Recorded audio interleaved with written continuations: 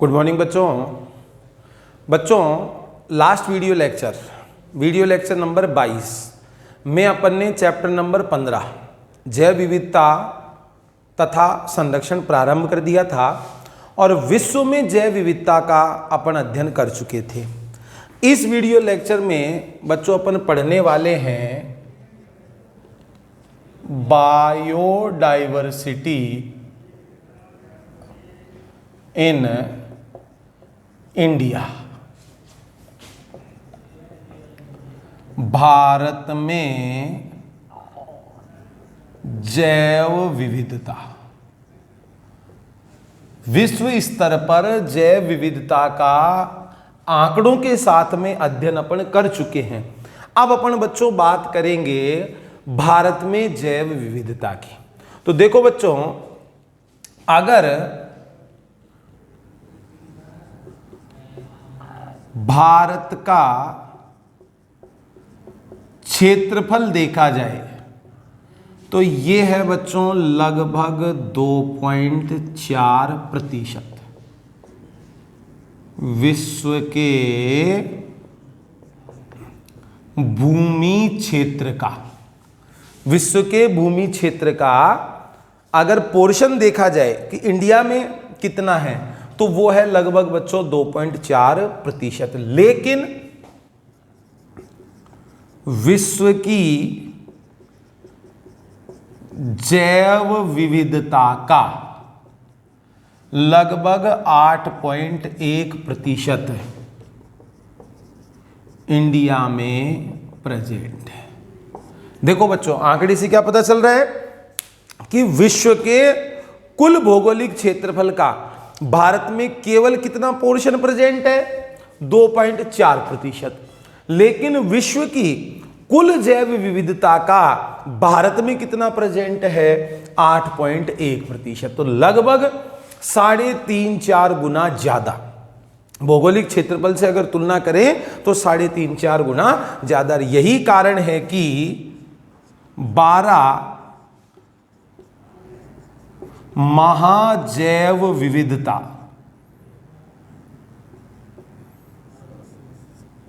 वाले देशों में भारत भी शामिल है। जो टॉप 12 कंट्री है, मेगा बायोडाइवर्सिटी वाले टॉप 12 देश है, उनमें बच्चों अपना भारत भी शामिल है। भारत में भी बायोडाइवर्सिटी खूब ज्यादा पाई जाती है। अब कितनी पाई जाती है तो इसका आंकड़ा देखो बच्चों, लगभग 45,000 से अधिक तो क्या पाई जाती है बच्चों? पादप जातियां। भारत के परिप्रेक्ष्य में देख रहे हैं 45,000 से अधिक तो पादप जातियां पाई जाती है और इनके दुगुने से थोड़ी अधिक भारत में क्या पाई जाती है बच्चों? जंतु जातियां पाई जाती है।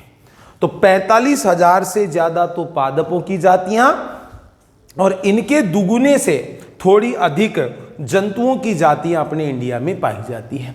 अब देखो बच्चों, रॉबर्ट मेय का आकलन क्या कहता था? विश्व की जैव विविधता कितनी? 7 मिलियन। और अब तक वर्णन कितनी का हुआ है? 1.7 से लेकर 1.8 मिलियन तक की खोज वह वर्णन किया जा चुका है। तो अगर बच्चों रॉबर्ट मेय के आकलन की अपन बात करें तो अब तक लगभग 22% जैव विविधता की ही खोज हो पाई है। अगर रॉबर्ट मेय के आकलन को देखें ना, रॉबर्ट मेय ने क्या कहा था कि साहब टोटल जो जैव विविधता है विश्व में पृथ्वी पर वो कितनी है? Approx 7 million. और अब तक वर्णन का काम कितनी का हुआ है? लगभग 1.7 से 1.8 मिलियन का। तो इस आकलन को जब अपन ध्यान में रखते हैं तो लगभग अभी 22% जैव विविधता की खोज हुई है, बाकी का खोज होना बाकी है। और इसी अनुपात को अगर अपन भारत पर लागू कर दें तो ध्यान देंगे बच्चों, भारत में अभी लगभग 1 लाख से अधिक पादप जातियों की और लगभग 3 लाख से अधिक जंतु जातियों की खोज होना अभी बाकी है। अगर रॉबर्ट मे की बात को अपन ध्यान में रखें, उसके अनुपात को अप्लाई करें तो भारत में अभी भी लगभग 1 लाख से ज्यादा तो पादप जातियों की और 3 लाख से ज्यादा जंतु जातियों की खोज होना शेष है।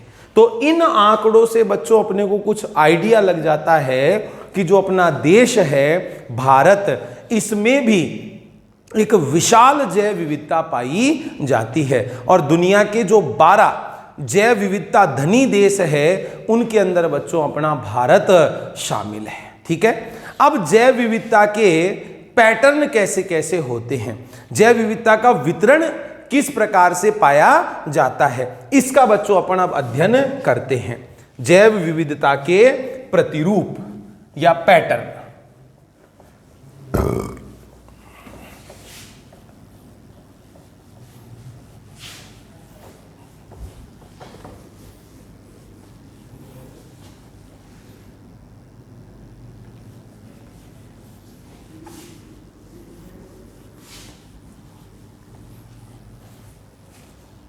देखो बच्चों,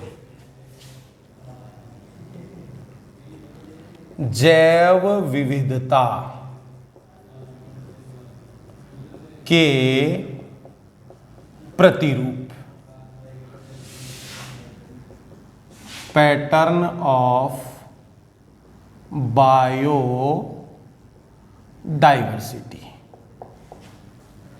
पैटर्न ऑफ बायोडाइवर्सिटी। और इसमें सबसे पहली चीज जो अपन देखेंगे वो है बच्चों अक्षांशीय प्रवणता,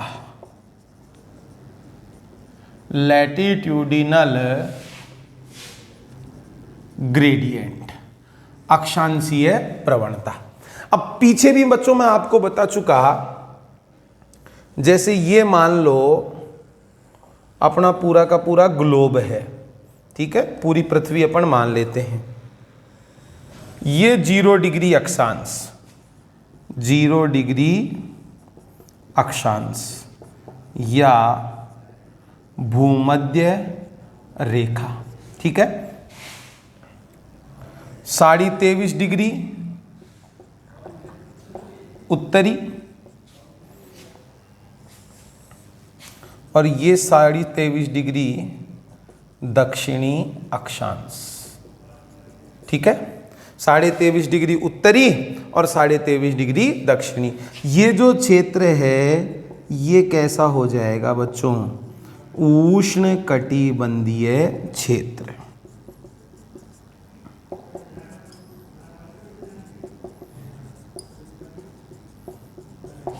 साढ़े 23 डिग्री से 66.5 उत्तरी और 23.5 डिग्री से 66.5 दक्षिणी। ये हो जाएगा बच्चों शीतोष्ण कटिबंध। क्या हो जाएगा ये, शीतोष्ण कटिबंध, ठीक है। फिर 90 डिग्री उत्तरी ध्रुव और ये मान लेते हैं 90 डिग्री दक्षिणी ध्रुव। ये क्या हो जाएगा बच्चों, शीत कटिबंध। ये इधर भी ये बच्चों क्या हो जाएगा, शीत कटिबंध। क्लियर। अब एक सामान्य रेफरेंस में अपन देखें तो ध्यान दो बच्चों, विश्व में जैव विविधता असमान वितरण दर्शाती है। विश्व में जो जैव विविधता है वो असमान वितरण दर्शाती है।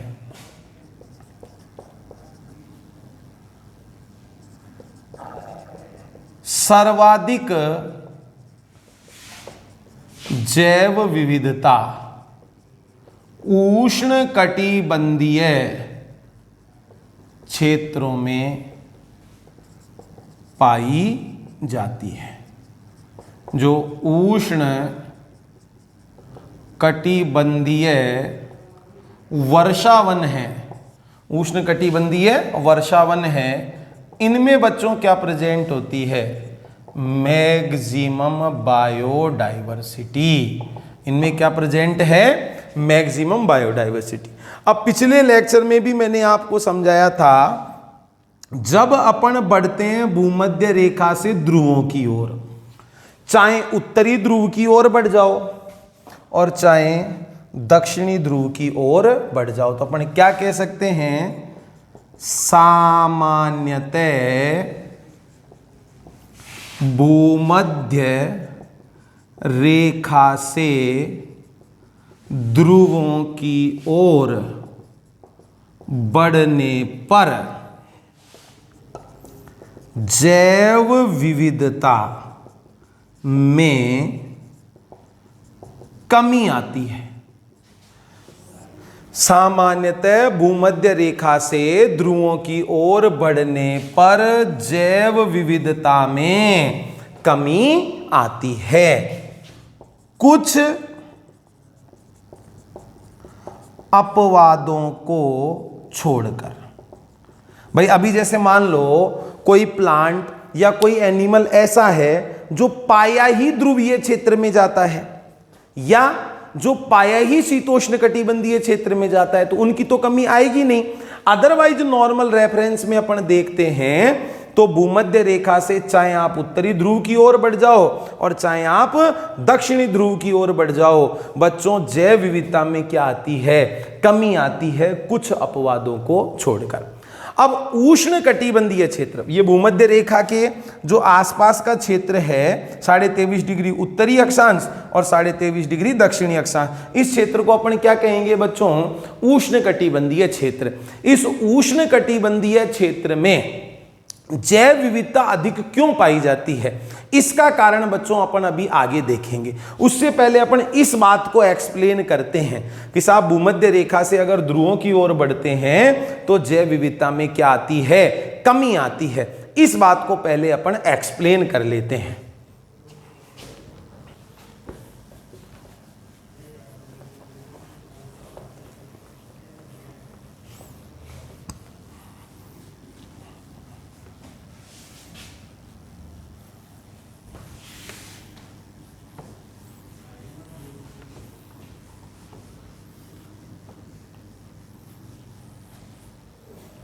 जैसे देखो बच्चों,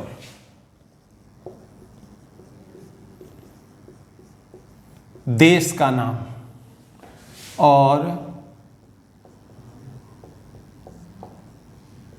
पक्षियों की जातियां। देश का नाम और पक्षियों की जातियां। अगर अपन बात करें कोलंबिया, तो बच्चों ये कोलंबिया जो देश है भूमध्य रेखा के बिल्कुल पास है। भूमध्य रेखा के बिल्कुल पास है, मतलब उष्ण कटिबंधीय क्षेत्र में। यहां पर बच्चों पक्षियों की जातियां पाई जाती है 1400। पक्षियों की कितनी जातियां पाई जाती है? 1400 जातियां पाई जाती है। नंबर 2, भारत भूमध्य रेखा से थोड़ा दूर है, तो भूमध्य रेखा के आसपास ही, लेकिन इसकी तुलना में थोड़ा दूर है। यहां पर पक्षियों की जातियां पाई जाती है लगभग 1200। Number 3, New York. न्यूयॉर्क की अगर बात करें तो बच्चों 41 डिग्री उत्तरी अक्षांश, अक्षांशीय विस्तार देखा जाए तो 41 डिग्री, यहां पर पक्षियों की जातियां पाई जाती है लगभग 105। और नंबर 4, ग्रीनलैंड।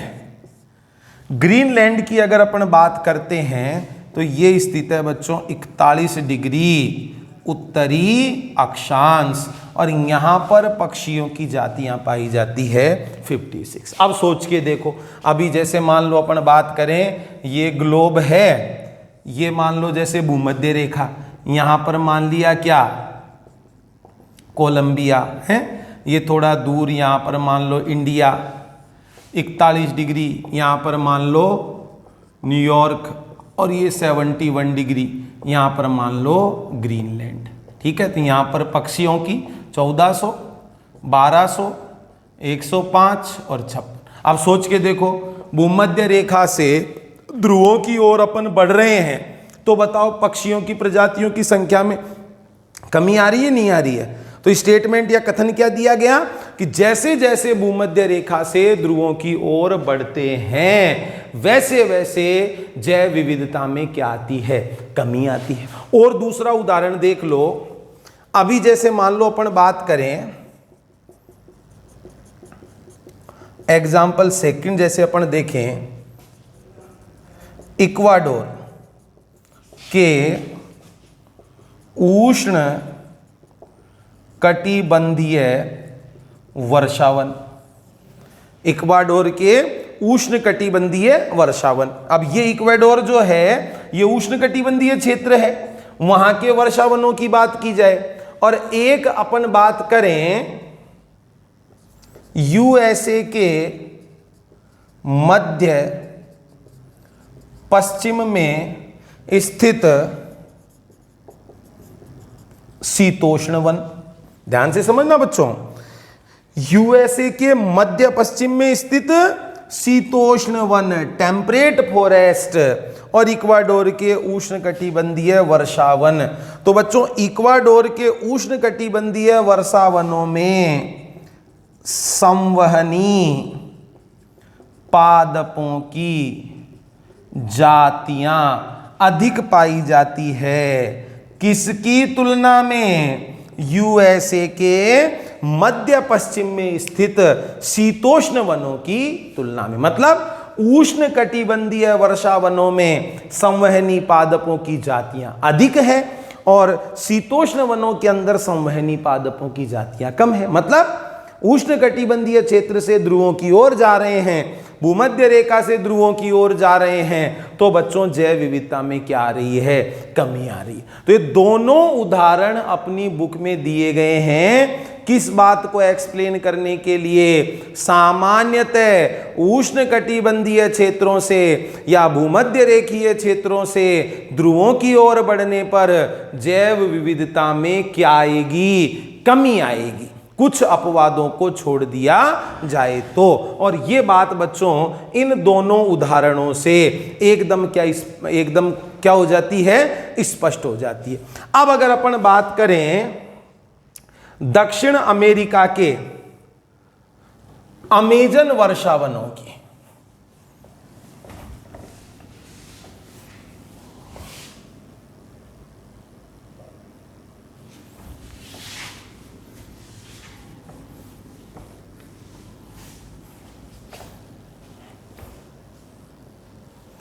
देखो बच्चों दक्षिण अमेरिका के अमेजन उष्ण कटिबंधीय वर्षावन, दक्षिण अमेरिका के अमेजन उष्ण कटिबंधीय वर्षावन है। ये तो सर्वाधिक जैव विविधता कहां पाई जाती है? उष्ण कटिबंधीय वर्षावनों में पाई जाती है। जैसे दक्षिण अमेरिका के अमेजन। तो ये अमेजन के उष्णकटिबंधीय वर्षावनों में जो जैव विविधता है, पृथ्वी पर मैक्सिमम बायोडाइवर्सिटी, पृथ्वी पर मैक्सिमम बायोडाइवर्सिटी प्रेजेंट है। देखो कैसे एक्सप्लेन अपन कर सकते हैं। नंबर 1, पादप जातियां 40,000 से अधिक, 40,000 से अधिक पादप जातियां पाई जाती है। नंबर 2,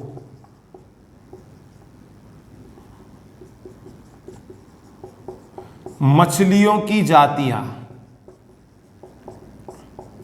लगभग 3,000, मछलियों की जातियां कितनी है? लगभग 3,000। पक्षियों की जातियां लगभग 1,300। नंबर 4, स्तनधारी। नंबर 5, उभयचर, इनकी जातियां पाई जाती है लगभग बच्चों 427। ठीक है। सरीसर्प,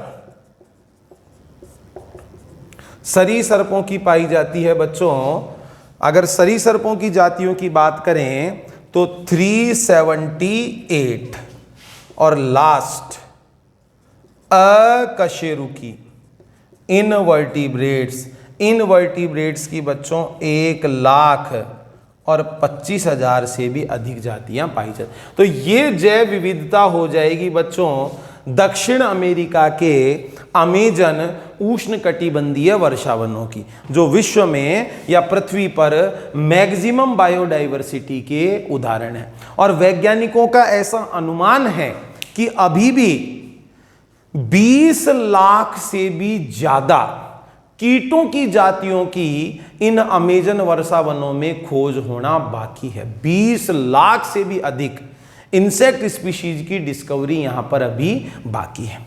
तो ये बच्चों जो जैव विविधता के पैटर्न थे, प्रतिरूप थे, उसमें बच्चों अपन ने एक चीज पढ़ ली, अक्षांशीय प्रवणता, कि अक्षांशीय विस्तार के साथ में जैव विविधता का क्या संबंध है। उदाहरणों के साथ में बच्चों अपन ने इसको स्पष्ट कर लिया। अब मुद्दा यह है कि उष्णकटिबंधीय क्षेत्रों में अधिक जैव विविधता क्यों पाई जाती है, उसके क्या कारण है, उस चीज पर अपन ध्यान देते हैं। उष्णकटिबंधीय क्षेत्रों में अधिक जैव विविधता मिलने का कारण क्या है?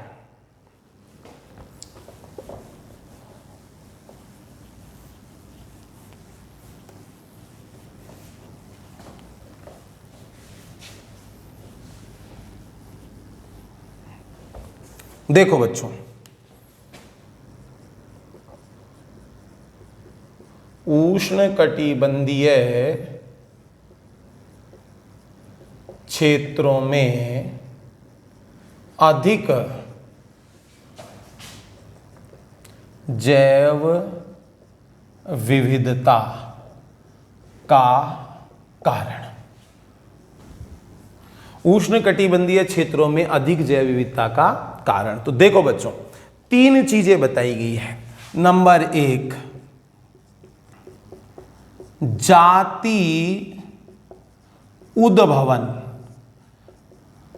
या ऐसे मान लो बच्चों जातियों की उत्पत्ति, ये बच्चों समय का कार्य है। टाइम के अकॉर्डिंग, टाइम के अनुसार जातियों की उत्पत्ति होने में एक लंबा समय लगता है। अब जातियों की उत्पत्ति समय का कार्य है। अब एक तो अपन बात करें उष्णकटिबंधीय क्षेत्र हैं, और एक अपन बात करें शीतोष्ण कटिबंधीय क्षेत्र। तो बच्चों ये शीतोष्ण कटिबंधीय जो क्षेत्र है, यहां पर लगातार हिमनदन या ग्लेशिएशन होता रहता है। यहां पर लगातार हिमनदन या ग्लेशिएशन होता रहता है, जिसकी वजह से जैव विविधता की क्षति होती है।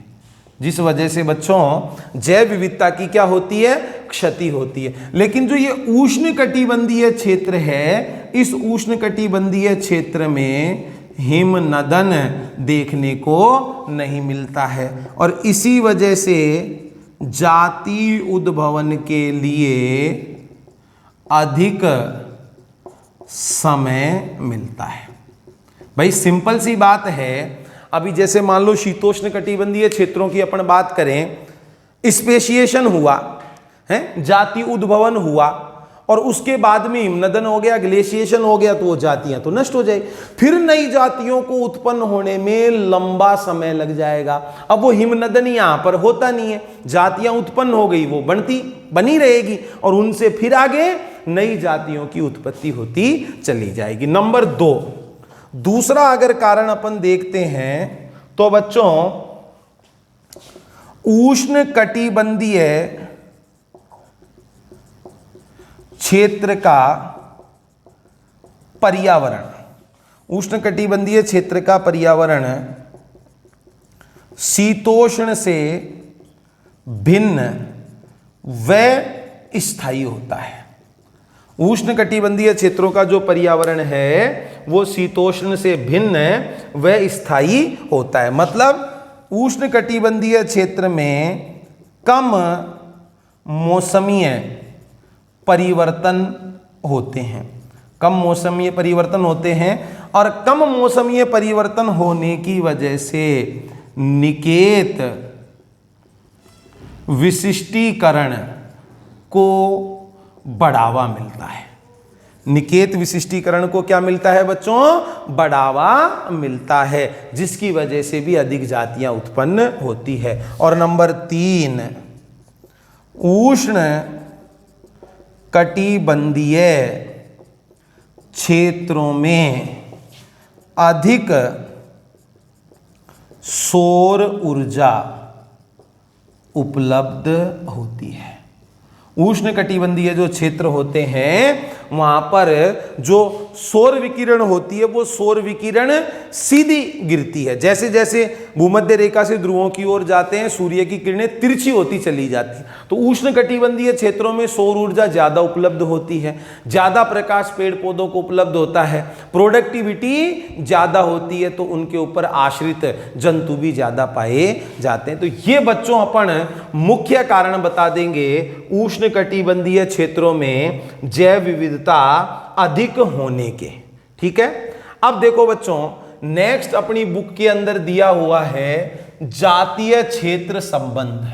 ठीक है, जर्मनी के प्रकृति विज्ञानी व भूगोल शास्त्री थे अलेक्जेंडर वान हम्बोल्ट।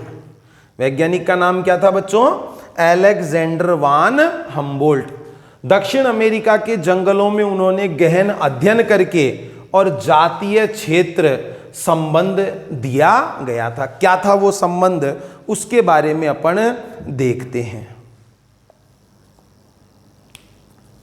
देखो बच्चों बहुत ही इंपॉर्टेंट है, very very important. Species area relationship, species area relationship, जातीय क्षेत्र संबंध। स्पीशीज एरिया रिलेशनशिप या जातीय क्षेत्र संबंध नंबर 1 किसके द्वारा प्रस्तुत किया गया, तो ध्यान देंगे बच्चों, अलेक्जेंडर वान हम्बोल्ट। साइंटिस्ट कौन है, अलेक्जेंडर वान हम्बोल्ट। कहां के थे बच्चों, जर्मनी के प्रकृति विज्ञानी व भूगोल शास्त्री। जर्मनी के प्रकृति विज्ञानी व भूगोल शास्त्री थे बच्चों अलेक्जेंडर वान हम्बोल्ट। इन्होंने क्या दिया था? जातीय क्षेत्र संबंध प्रस्तुत किया था। और क्या बताया था? ध्यान दो बच्चों, किसी क्षेत्र की जातीय समृद्धि उस अन्वेषण क्षेत्र की सीमा बढ़ाने के साथ साथ बढ़ती है, लेकिन एक सीमा तक। देखो बच्चों, रिलेशन पर ध्यान देना। किसी क्षेत्र की जातीय समृद्धि, स्पीशीज रिचनेस, जातियां कम पाई जाएगी, जातियां ज्यादा पाई जाएगी, उस अन्वेषण क्षेत्र, इन्वेस्टिगेशन एरिया की यदि सीमा को बढ़ाया जाता है तो उसके साथ साथ जातीय समृद्धि भी बढ़ती है। या सिंपली आप तो ऐसे समझ लो, एक कोई क्षेत्र है जिसमें आप इन्वेस्टिगेशन कर रहे हो, है ना, जैव विविधता का। अगर इन्वेस्टिगेशन क्षेत्र को बढ़ाया जाएगा, अन्वेषण क्षेत्र को बढ़ाया जाएगा, तो जातियों की समृद्धि या जातियों की जैव विविधता भी बढ़ेगी, लेकिन एक सीमा तक। यदि क्षेत्र बढ़ाते हैं तो जैव विविधता में भी बढ़ोतरी होती है, एक लिमिट तक, एक सीमा तक। ऐसा संबंध किसके द्वारा दिया गया था? अलेक्जेंडर वान हम्बोल्ट के द्वारा, जिसको कहते हैं बच्चों जातीय क्षेत्र संबंध। तो क्वेश्चन नंबर फर्स्ट, जातीय क्षेत्र संबंध किसके द्वारा दिया गया? अलेक्जेंडर वान हम्बोल्ट के द्वारा। कहां के थे? जर्मनी के प्रकृति विज्ञानी व भूगोल शास्त्री। अध्ययन कहां पर किया था? तो ध्यान देंगे बच्चों, दक्षिण अमेरिका के जंगलों का गहन अध्ययन किया।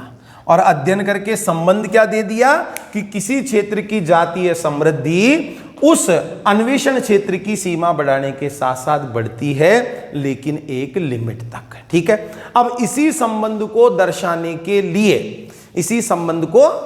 के लिए अलेक्जेंडर वान हम्बोल्ट के द्वारा ग्राफ दिया गया, एक रिलेशन दिया गया। ठीक है। तो उस ग्राफ को और उस रिलेशन को बच्चों एक बार अपन समझ लेते हैं। देखो बच्चों, अब अगर अपन देखें अलेक्जेंडर वान हम्बोल्ट का जातीय क्षेत्र संबंध,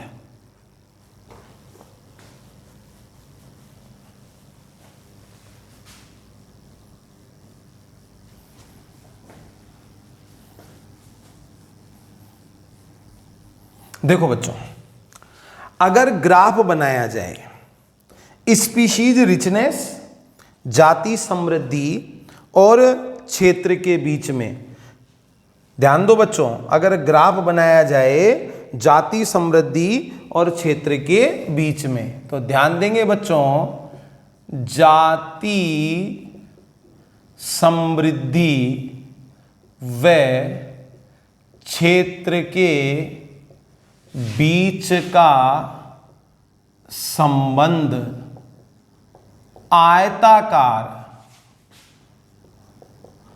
अतिपरवलय, आयताकार अतिपरवलय के रूप में बनता है। ये देखो बच्चों, ये स्पीशीज रिचनेस और क्षेत्र, अगर इनके बीच में ग्राफ बनाया जाता है तो वो बच्चों जो ग्राफ होता है रेक्टेंगुलर हाइपरबोला, रेक्टेंगुलर हाइपरबोला, आयताकार अतिपरवलय के रूप में बच्चों ग्राफ बनता है। अगर लोग पैमाने पर देखा जाए, जाति समृद्धि व क्षेत्र के बीच का ग्राफ लोग स्केल पर खड़ी रेखा के रूप में प्राप्त होता है। यह चीज आपको ध्यान रखनी है कि साहब जाति क्षेत्र संबंध अलेक्जेंडर वान हम्बोल्ट ने दिया, जो जर्मनी के प्रकृति शास्त्री व भूगोल शास्त्री थे। दक्षिण अमेरिका के गहन जंगलों में अध्ययन किया और अध्ययन करके क्या बताया कि किसी क्षेत्र की जातीय समृद्धि उस अन्वेषण क्षेत्र की सीमा बढ़ाने पर बढ़ती है, सीमा बढ़ाने के साथ साथ बढ़ती है, लेकिन एक लिमिट तक। अब मान लो जातीय समृद्धि और क्षेत्र के बीच में ग्राफ बनाया जाता है, तो बच्चों जातीय समृद्धि व क्षेत्र के बीच का संबंध जो है वो कैसा बनेगा? आयताकार अति परवल है। और अगर इसको लॉग पैमाने पर देखा जाए तो बच्चों ये खड़ी रेखा के रूप में, सीधी रेखा के रूप में प्रकट होता है। अब बच्चों फॉर्मूला दिया गया है, आयताकार अति परवल है, आयताकार अति परवल है, इसके लिए दिया है S बराबर CA/Z, और लॉग पैमाने पर दिया गया है log S बराबर log C plus Z log A। ये फॉर्मूला दिया गया है, संबंध बताया गया। अब देखो यहां पर कौन सी चीज क्या है, तो ध्यान से समझना बच्चों। S जो है S स्पीशीज रिचनेस, जातीय समृद्धि, A एरिया क्षेत्रफल, Z जो है बच्चों वो रेखीय ढाल है। भाई रेखा जैसे मान लो ऐसे सीधी खड़ी है, और ज्यादा सीधी खड़ी है, या ढलान ऐसे कम है, तो Z जो है वो रेखीय ढाल है, समायश्रण गुणांक है। भाई जितना ज्यादा बढ़ेगा इसकी ढाल जो है वो उतनी ज्यादा क्या होती चली जाएगी? खड़ी होती चली जाएगी। जैसे जैसे क्षेत्र बढ़ाएंगे वैसे वैसे जातीय क्षेत्र, अगर जैसे जैसे अपन क्षेत्र बढ़ाएंगे वैसे वैसे जातीय समृद्धि भी बढ़ेगी, तो बच्चों रेखा की जो ढलान है वो तीव्र रूप से क्या होती चली जाएगी? खड़ी होती चली जाएगी। तो Z क्या बताया गया है बच्चों? रेखीय ढाल समायश्रण गुणांक। और C जो बताया गया है, C वो बच्चों y माइनस अंतःखंड, ये y माइनस अंतःखंड, ये क्या बताया गया है? C। अब देखो जो Z है, Z मतलब रेखीय ढाल या समाक्षरणीय गुणांक, ये बच्चों क्या इंगित करता है कि क्षेत्र घटने से जातीय समृद्धि घटेगी। क्षेत्र घटने से जातीय समृद्धि घटेगी, मतलब इसकी ढाल कम होती चली जाएगी। क्षेत्र अगर बढ़ाएंगे तो जातीय समृद्धि बढ़ेगी, ढाल खड़ी होती चली जाएगी। तो Z का जो मान है, Z क्या इंगित करता है कि साहब क्षेत्र घटने से जातीय समृद्धि घटती है, क्षेत्र बढ़ने से जातीय समृद्धि बढ़ती है, क्षेत्र बढ़ने से जातीय समृद्धि बढ़ती है। अब यहां पर ध्यान देंगे, नॉर्मली बच्चों जो Z का मान होता है, Z का मान, वो Z का मान 0.1 से लेकर 0.2 तक होता है, चाहे क्षेत्र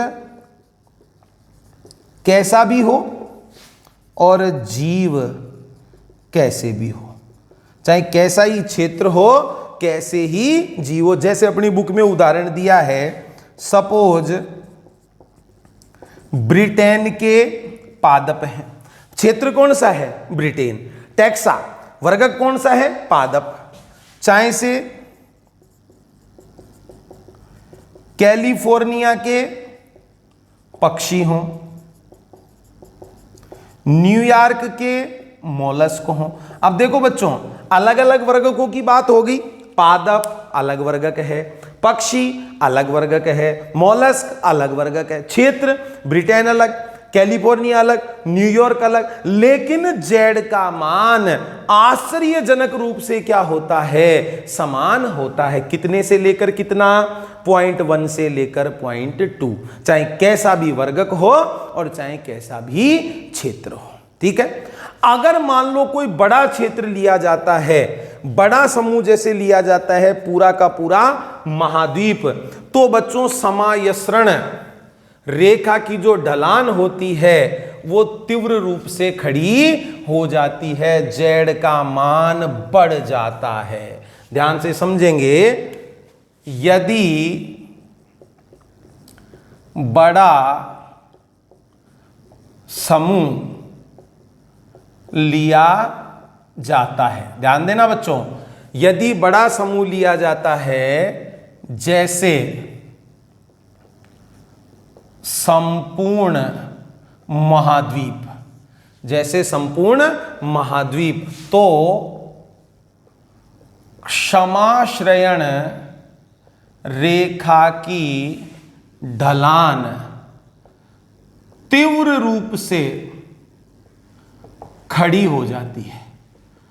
समाश्रयण रेखा की ढलान तीव्र रूप से खड़ी हो जाती है और जेड का मान 0.6 से 1.2 तक भी देखने को मिलता है। अब देखो, क्षेत्र बढ़ गया, क्षेत्र बढ़ गया तो जातीय समृद्धि भी बढ़ेगी, और बढ़ी हुई जातीय समृद्धि का कैसे पता चलता है? रेखा की ढलान से। रेखा जितनी ज्यादा खड़ी होगी जेड का मान भी उतना ही ज्यादा होगा, इसका मतलब जातीय समृद्धि बढ़ गई। तो क्षेत्र बढ़ेगा तो बच्चों जातीय समृद्धि भी बढ़ेगी। इसके अलावा देखें, विभिन्न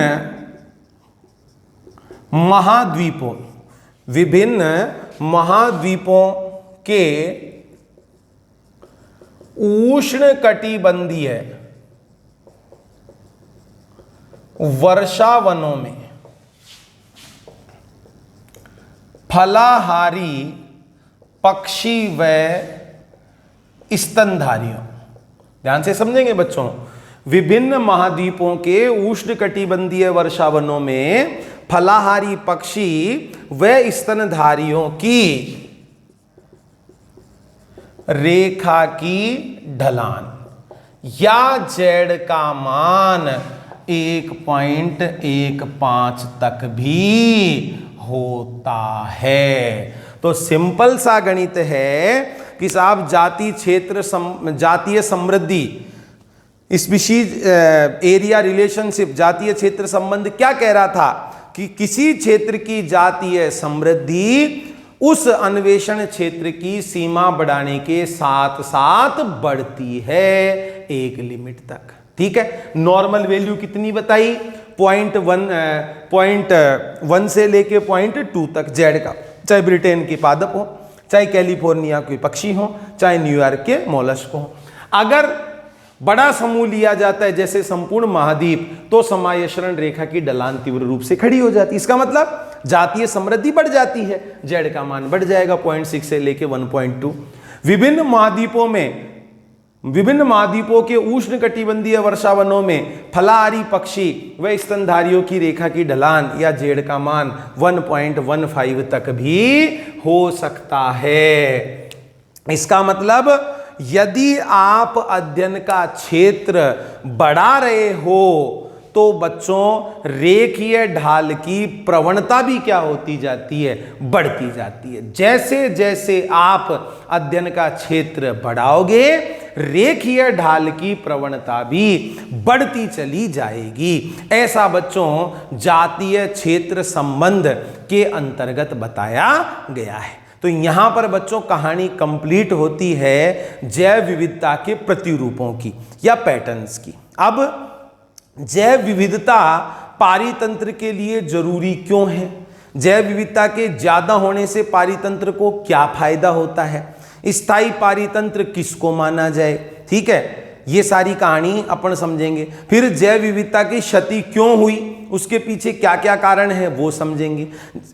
जैव विविधता का हम संरक्षण क्यों करें वो समझेंगे, और जैव विविधता का संरक्षण हम कैसे कैसे करें, ये सारी कहानी बच्चों इस चैप्टर में अपने को आगे पढ़नी है। और ये सब अपन नेक्स्ट वीडियो लेक्चर में डिस्कस करेंगे। धन्यवाद।